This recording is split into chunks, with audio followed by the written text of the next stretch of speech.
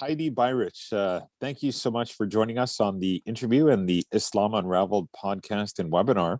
And you have such a rich background, especially in a very critical area, which is this area around racism and discrimination, and now hate and extremism, which is sadly more prevalent now than ever. Now, please, if you could, for those that aren't aware of yourself and your background and your work, if you could introduce yourself and we can start from there. Sure. So I'm Heidi Beirich. I have been working against hate groups and extremism, I don't know, more than 20 years now.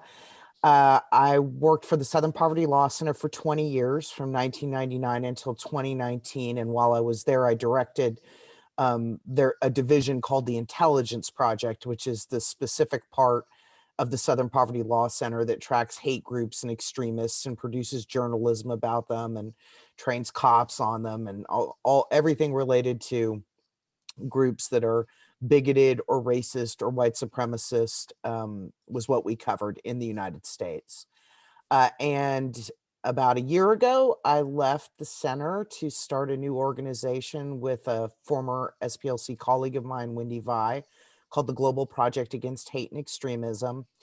Our new organization is patterned on the same kinds of work that we did at the SPLC, so tracking hate groups, tracking extremists, but we're now looking at this from a transnational and international perspective, because white supremacy in particular is no longer something that just exists within the boundaries of the United States, or, as you all know, within the boundaries of Canada. These are movements that really don't have a sense of borders. They believe themselves to be part of a white tribe. So that's the reason for the shift in my work. And Heidi, in our previous conversation, you mentioned that you joined the SPLC in almost every department, every role over the last 20 years. And how did you get, your personal journey getting to this stage, and your personal mission and vision as to how it's evolved since you've, maybe you could talk about your journey to SPLC and beyond. Sure. Well, to some extent, it was a fluke. I need to be honest. There were steps, like I guess for all of us along the way, where you catch a lucky break or there's an odd turn in the road.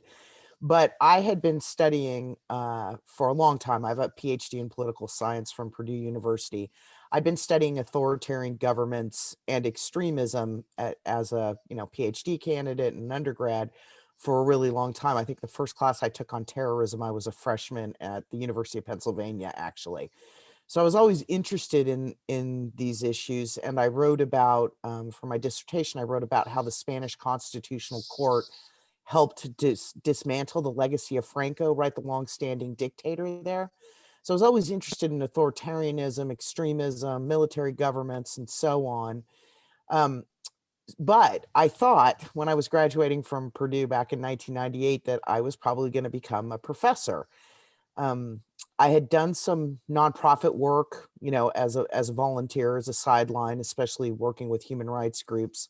But I thought I was going to go to a university. And so when I started applying for jobs, my husband and I at the time were trying to get jobs at the same university. That is always difficult. We were in different fields. And he landed a job at Auburn University in Alabama. And I had this kind of epiphany. I was like, wait a minute, Southern Poverty Law Center is in Alabama. I'd never been to Alabama in my life. I'm originally from California.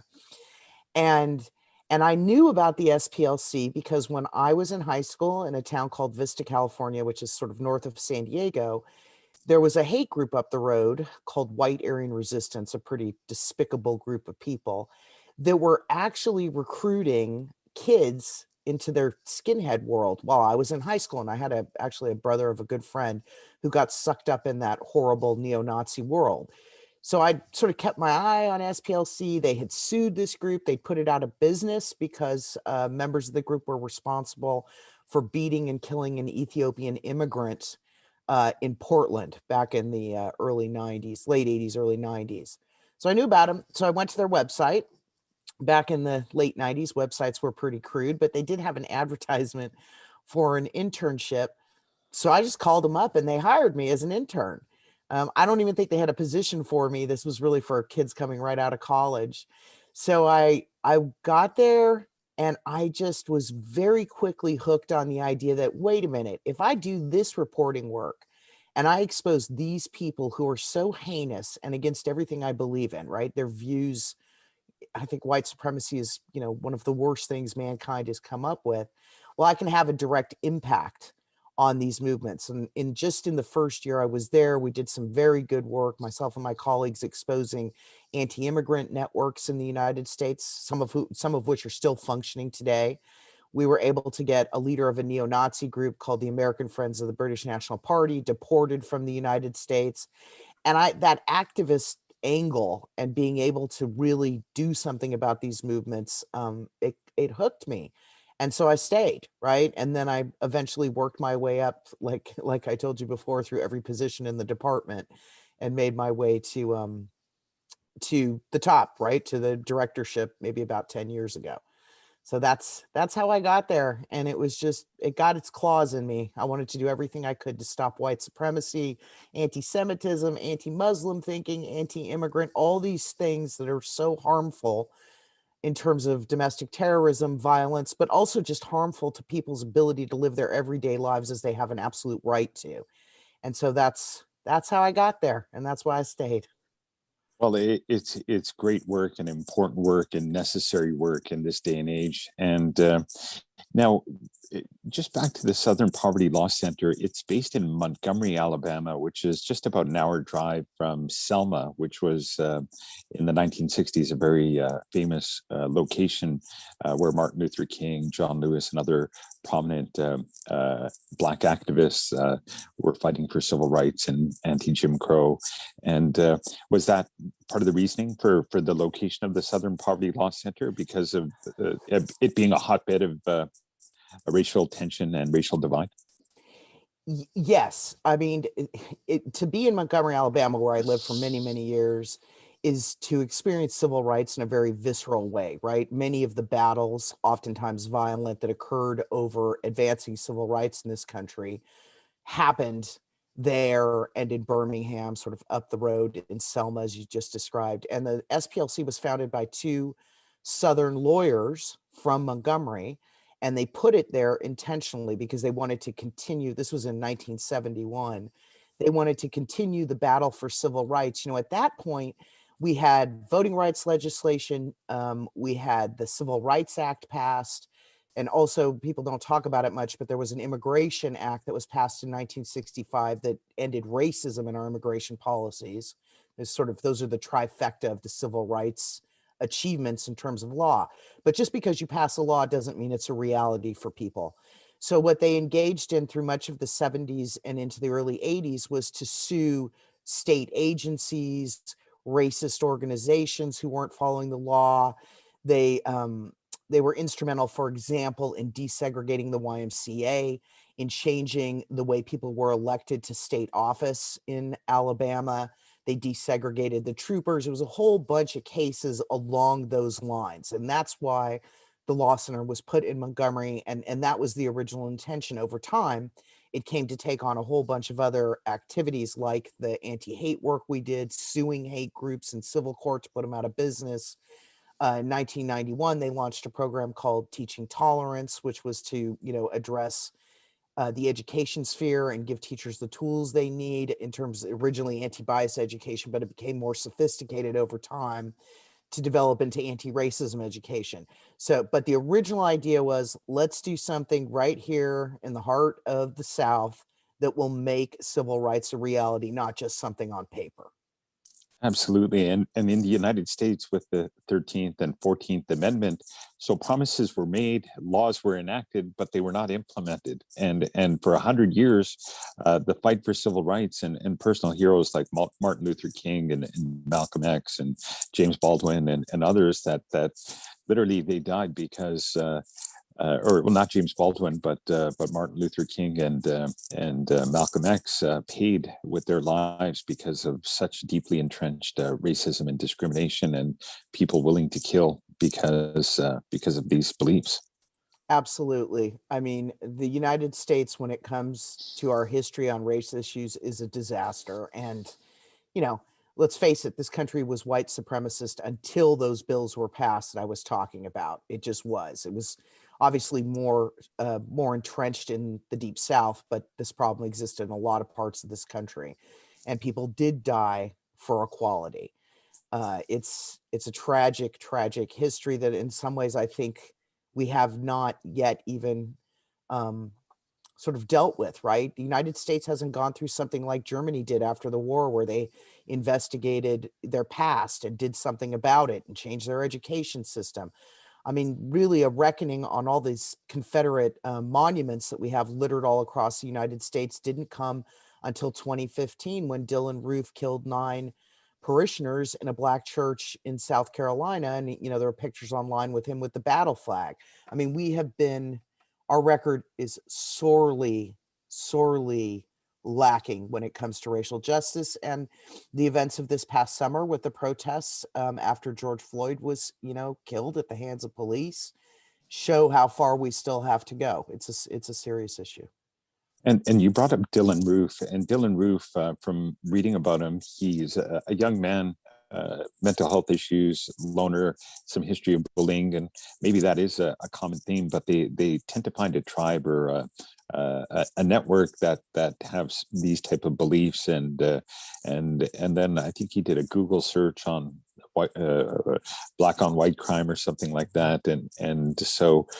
That video where he rolls into the church, he's there for an hour during the prayer meeting and sitting with everybody, praying with everybody, and then when everyone closes their eyes, he starts killing them. And I was just horrified. And then you look at this type of behavior, and fast forward to 2019 with the New Zealand massacre, which again, people online, they find their tribes on Facebook. They find people that believe in their way of thinking, and it reinforces and hardens their biases, and then uh, this role that from your start with the SPLC in 1999 to now 2021, the internet, I think the initial intention was a positive intention, I hope, but now it's become a way for all these right wing and extremist groups to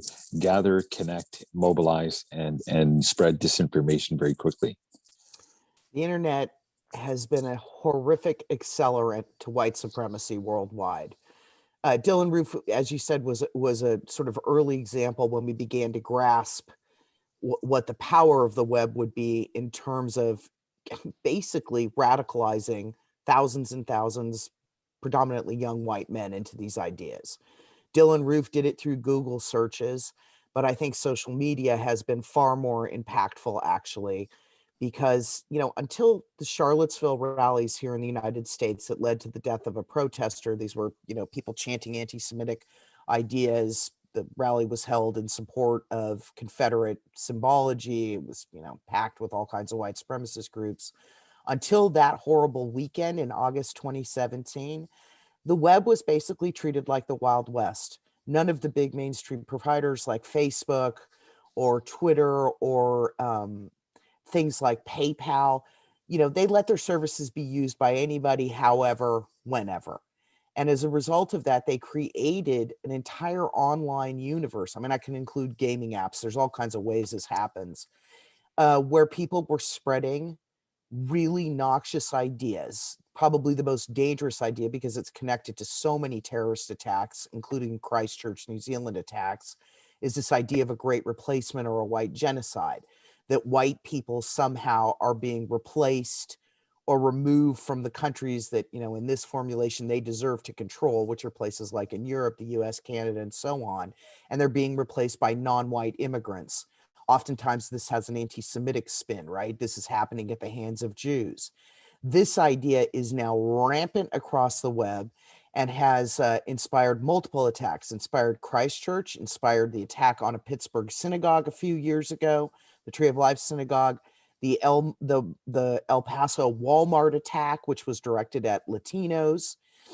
Actually, in Pittsburgh, people don't realize this, but the attack on the Tree of Life synagogue was actually an attack on an office in the synagogue, the Hebrew Immigrant Aid Society, because the attacker in that case had come to the conclusion that Jews were importing Latinos and immigrants into the country to wipe out white people. So it was actually about immigration, right? This conspiracy theory. This is really what this is. It's this great replacement conspiracy theory. But there have been 2 attacks in Germany, one on a synagogue and another on shisha bars where Muslims were mostly present. I mean, I could go on and on and on with these kinds of attacks and what we're facing. And I lay this at the feet of social media that has been too lax for too long with allowing extremist ideas to proliferate that have inspired terrorism. I mean, even today, YouTube is filled with videos about the Great Replacement by a particular white supremacist group called Generation Identity. That's the group that Brenton Tarrant, right, the New Zealand shooter, gave money to and corresponded with. And it's an outrage that this is going on. This material needs to be deplatformed.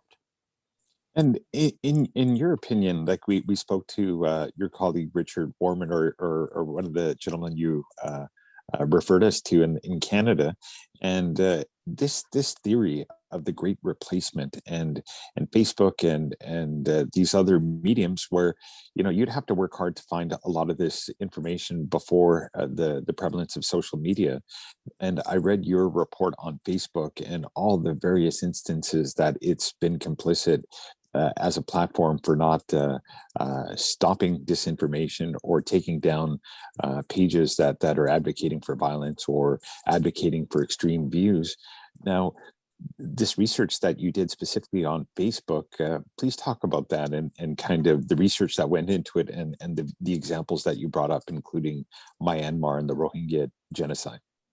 Sure. So my organization, Global Project Against Hate and Extremism, along with Muslim Advocates, which is a Muslim civil rights group here in the United States out of Washington, D.C., we produced a report jointly called Complicit, which is about exactly what you talked about, Facebook's enabling of anti-Muslim violence in many, many places.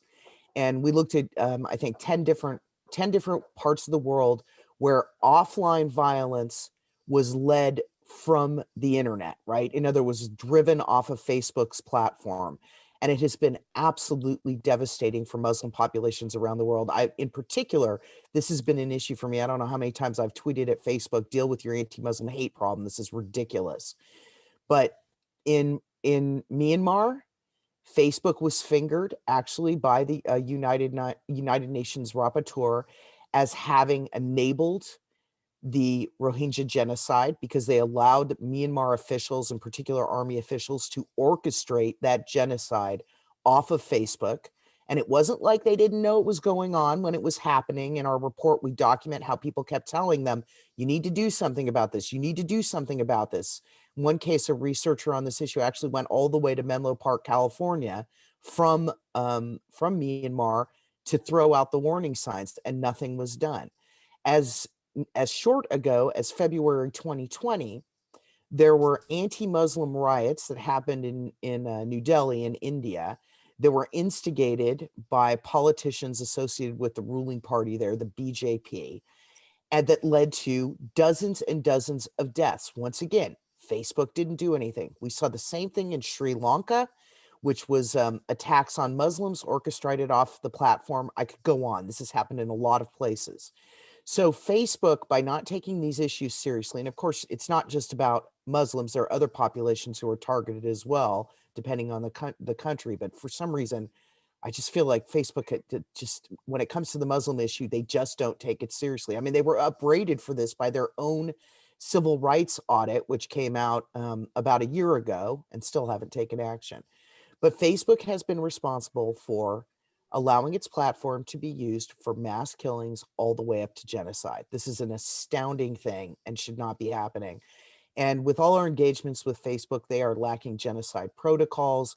They had an anti-Muslim woman who posted anti-Muslim material on her own Facebook page as the head of policy in India.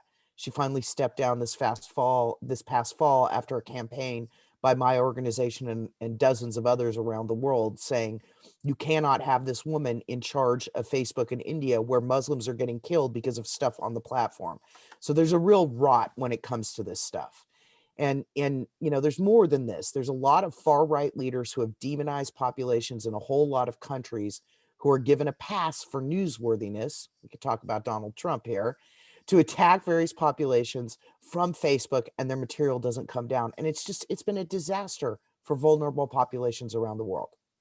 And it seems selective. It seems like, again, just looking at the board members of Facebook, the senior management team, even the lead investors, they represent more often than not white Caucasian individuals that, again, like any government, systemic racism in law enforcement, in education, in academia, in all these places, if there's no diversity in terms of ethnic and religious and gender representation, then the default is they don't necessarily understand the lived experience or really have any empathy. And as a result, it seems like there's not any priority. It just seems like some statistic of tens of thousands of people getting killed and injured, and trying to say, well, I had nothing to do with it, when in fact they had something to do with it with their platform.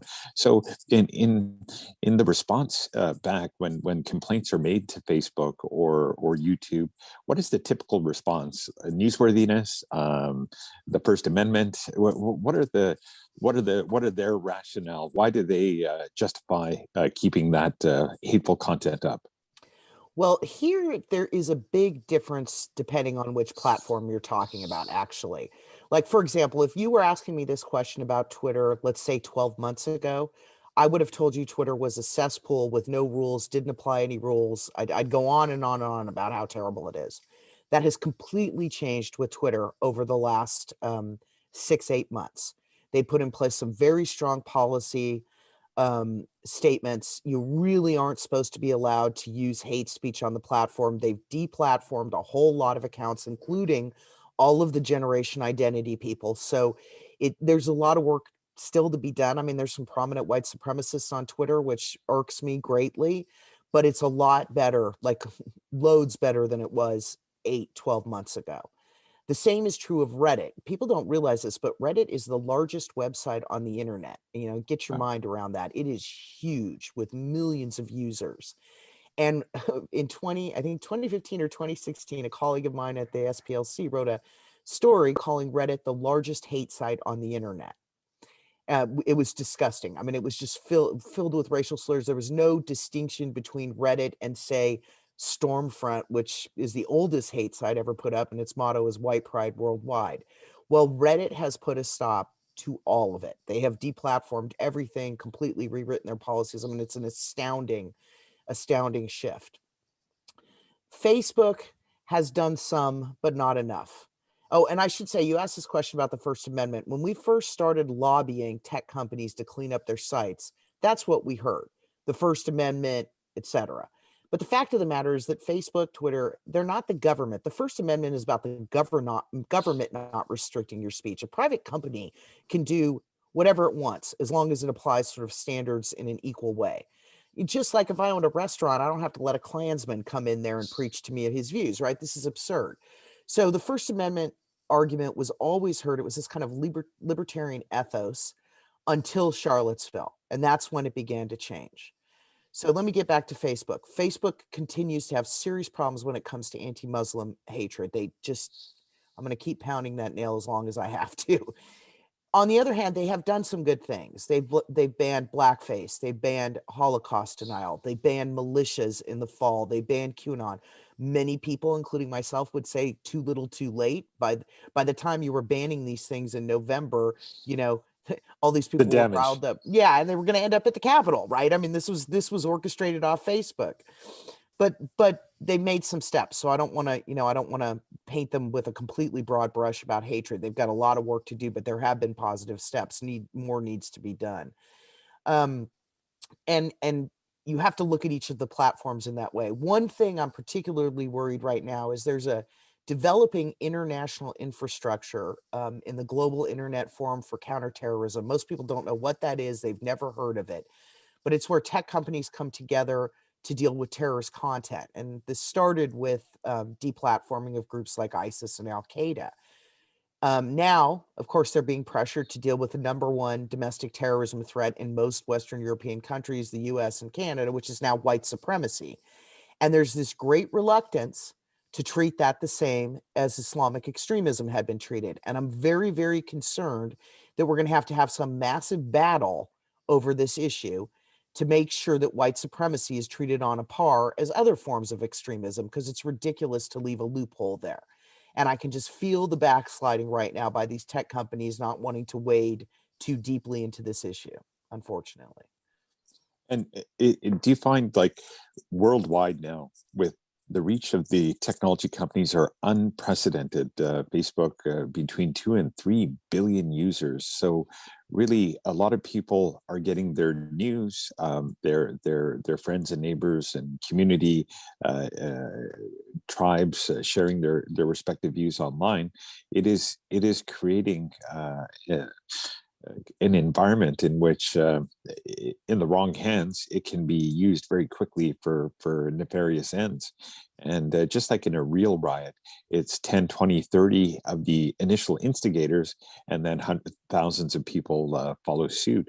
And there's a documentary I saw over the weekend called White Noise, which was about 3 prominent white supremacists, Richard Spencer, Lawrence Southern, and Chernowski. I don't know if you had a chance to see that one, but it seems like these individuals, they have a certain following, and they're able to disseminate it to tens of thousands, hundreds of thousands in cases, millions of people, and they may or may not believe in those views, but from that documentary, it seemed like some of these folks, just like the attention, they like to say provocative things for views, for followers, and then to sell their vitamin supplements or whatever else they're selling, get donations. So it seems like some are opportunistic grifters and some are actual real racists, but they are able to kind of initially get people to watch their content, and some of these people,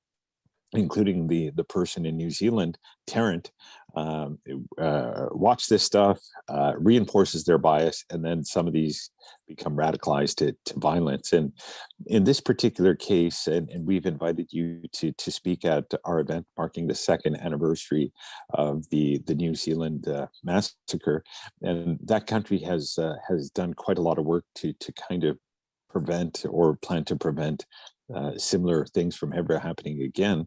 But Tarrant himself, 8chan, 4chan, and some of these groups online, Stormfront, these groups themselves, separate from the internet, are there other ways they're mobilizing, or their mandates? Because I know a lot of them are actually advocating for military training, weapons training, many kind of preparatory things for potential implementing violence to immigrants, Muslims, and others. Yeah, that is definitely the case. When we talk about Tarrant, I just have to mention one other tech company in particular, which is YouTube, which actually is a cesspool of hate. They wouldn't take any of the identitarian great replacement content down. And the New Zealand Royal Commission that looked at the attacks in Christchurch documents how Tarrant was radicalized largely on YouTube. So I'm always astounded that YouTube would leave up the exact content that inspired a person who killed 51 people in 2 mosques and injured many others. I mean, it's shocking and unacceptable. But as to the real world aspect, yeah, this last year we've been very COVID bound. People have really been online, which has meant that many of these groups have largely been functioning in that space. But they do have real world activities. So, most of the radicalization and the drawing people into extremist groups comes on the online space, but it eventually moves to the offline space. And what we've seen in recent months, for example, is that 1 in 5 of the Capitol insurrectionists were veterans of the military or active duty. There were others that were law enforcement officials. They had gotten sucked into QAnon and other extremist movements over the last few years, and eventually were willing to involve themselves in something like that. The most dangerous neo-Nazi groups, the ones responsible for a lot of deaths, like Atomwaffen Division, which means it's now has a new, they've just reorganized into a new group, but they were responsible for 5 deaths between 2017 and 2018, for example. A lot of their leaders were in the National Guard. They told their members to join the military. The same is true of another neo-Nazi group called the Base, which is actually the translation into English of Al-Qaeda, interestingly enough, but it's a Nazi organization. The Base had military recruits, including they had smuggled in a Canadian army guy named Patrick Matthews, who was arrested here in the state of Georgia, where I am, for an attempted attack on a rally. So you have this problem of infiltration of law enforcement, of the military. This is also true in other countries. Atomwaffen threatened politicians in Germany, for example, and Germany's got a big scandal going on with their armed forces having neo-Nazis in it. There will also very shortly, I think, be a return to, a lot of street protests and something that looks a little bit more like the anti-lockdown protests that we saw here in the United States that brought out the militias, the Boogaloo Boys. This is a group that wants to destroy, democracies around the world, especially in the US. We're going to see a lot of that. So there will be the online radicalization and recruitment that will move to the offline space. And in the worst cases, will result in some kind of violence, right? These domestic terrorist attacks, many of them that have been busted up. But I don't expect these trends to stop. The best thing that could happen would be getting all these people off the mainstream platforms for good. If they have to hide over in Telegram, okay, they can still share their ideas, their extremism, but they won't have that recruitment base, right? Those Dylan Roofs won't be sitting there, a feeble-minded character like Dylan Roof, ready and waiting to get sucked into this world. Absolutely. And now systemic racism, and the great replacement theory, and a lot of your work has been racists that are quote unquote academics, or folks that are very well educated, and they present a quote unquote credible narrative in the way they present it, with selected facts, some outright fabricated facts mixed in with some facts, to present an argument to inflame a certain belief. And there are some of these folks that are also on YouTube as well, that they try and present, nice graphics and sort of factual historical kind of data, but it's very selective, and a lot of it's disinformation or half truths. Let's maybe talk about that. I don't know if you want to name any academics themselves that are specifically have this agenda of Islamophobia and anti-immigrant, because that is part of your research and work, if you'd like to talk about that.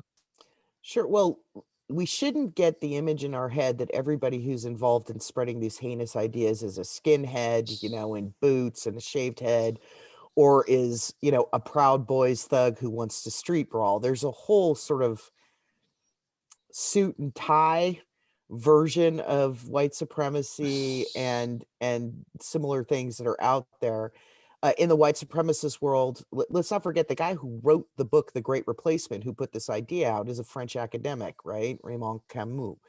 Here in the United States, we have Yale educated Jared Taylor, who runs a group called American Renaissance, who is the person who created the narrative about how blacks are rampaging and attacking white people that Dylan Roof came to believe, right? There have also been quite a few Holocaust deniers. There's one right now at Northwestern who are in faculty positions. And there's also a whole world of think tank types who push, in particular, anti-Muslim ideas and anti-immigrant ideas. These are people like Pamela Geller, right, who is connected with David Horowitz. David Horowitz, who runs the David Horowitz Freedom Foundation, which is where Stephen Miller, our resident nativist who created all the horrible immigration policies of the Trump era, he got his start with David Horowitz when he was in his teens. Horowitz has paid for a whole cabal of people who put out just hordes of anti-Muslim lies. Pamela Geller is one of those examples. There's Brigitte Gabriel, who runs Act for America, which has thousands and thousands of members and is on Facebook. she is responsible for incredible lies about Muslims, for example.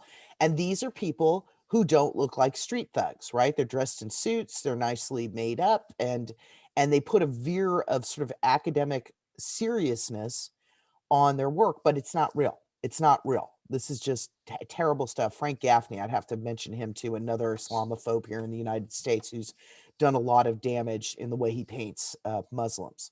So we shouldn't just think about hate movements as being these kind of thuggish types. In some ways, the people I'm talking about in suit and ties and nicely dressed and nice haircuts, and they're more insidious, right? Because to the average person, they look legitimate even when they're not. A friend of mine even had her one of her kids cited American Renaissance. This is this white supremacist site in a high school paper because it looked so legit, right? Its website is a .org, which is true for a lot of these people, and it had this veneer of academic, seriousness. So anyhow, And David Duke, he would obviously, being a former Grand Wizard of or current or former Grand Wizard of the KKK, Sam Harris and Daniel Pipes and a number of others. So maybe let's talk about those folks as well. Like they are published, they do have huge followings, and people are influenced by their writings. yeah, well, when you say Daniel Pipes, I also think of Robert Spencer, who's connected to David Horowitz and puts all these books out, supposedly making a sophisticated interpretation of the Quran. And it's just childish insults, essentially, but it's all put together in a fancy way. Daniel Pipes is the same way, right? He uses sophisticated language. He publishes all kinds of articles and whatnot that are basically demeaning to Muslims and anti-Muslim propaganda, but he puts it out there as though he's serious and he's connected. I mean, a lot of these, in particular, anti-Muslim ideologues in the United States have had ties to conservative figures in the United States and people in the networks that rose after 9/11 to fight Islamic extremism. And I think they have become less and less credible over time as organizations like the Southern Poverty Law Center and others have pointed out that what they say is basically biased hokum. But they did have those connections, especially after 9/11, for about 10, 12 years after that. And it's a serious problem. David Duke is another one. He has a quote unquote PhD from a university in Ukraine where he studied, I don't remember exactly what it was, but it was basically something anti-Semitic, like Jewish supremacism, which is the name of one of his books. His books are sold worldwide, including at the Duma in Russia, where he Russia. lived. Where he lived for a while. And he has a certain amount of credibility in circles like in Ukraine and in parts of Europe, where he's treated as an intellectual.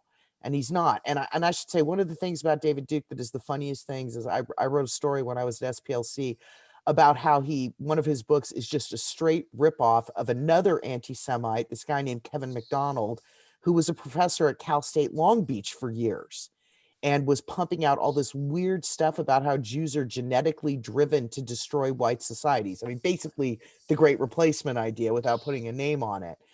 But there he was teaching classes. And in 2007, I went to Cal State Long Beach to talk to students to say, what do you think about the fact that your professors are raging anti-Semite and are racist?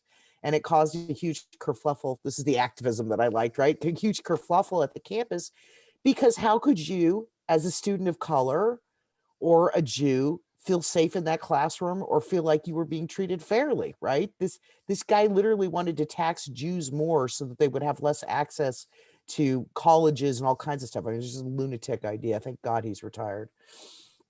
And are you finding that with the motive of these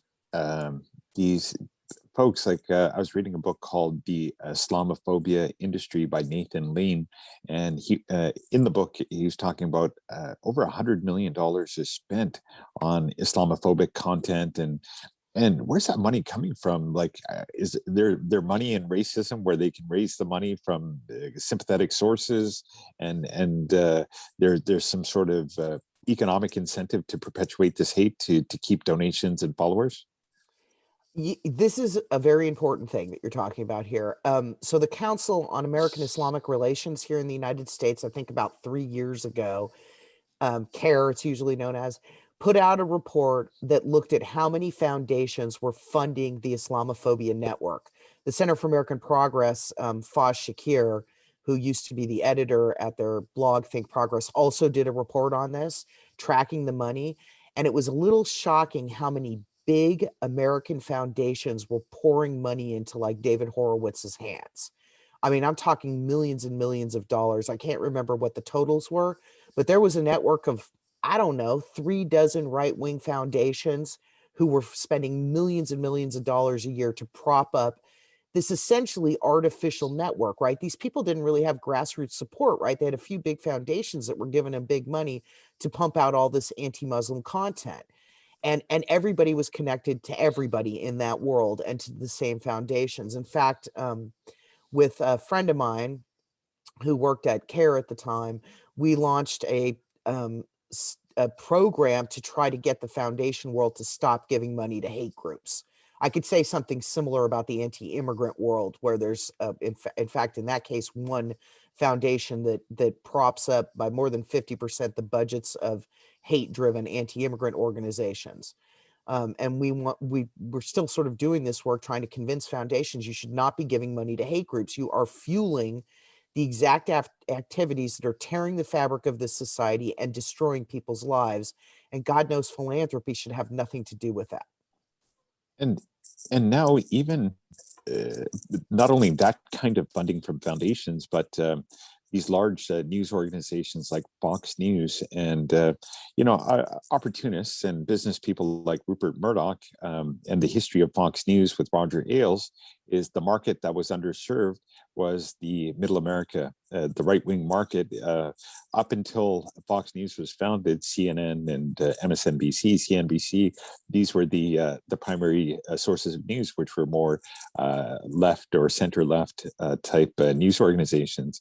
And his focus, Roger Ailes, when he left CNBC, was we are going to focus on we're going to focus on Middle America. We're going to focus on that voice that's not heard on cable news, and he went hard right. And in one of the documentaries, the preference was to have more or less all white anchors, white blonde women, and any kind of like other black or other ethnicities. At least in the documentary, he said that's not going to play in Middle America. And so with kind of that quasi professionalism, and obviously he's got 30-40 years prior to the founding of Fox News of a lot of deep history in television media. And so the role of Fox News in fomenting anti-immigrant or anti-Muslim rhetoric, let's talk about mainstream news and how that affects society.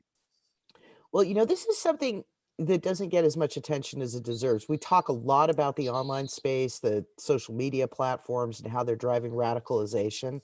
But there is a very good argument to be made that Fox News has been more damaging than that. And just a shout out to the movie Bombshell, and I can't remember Russell Crowe's, the Russell Crowe's, that was very good. Yeah, it was really good on all this.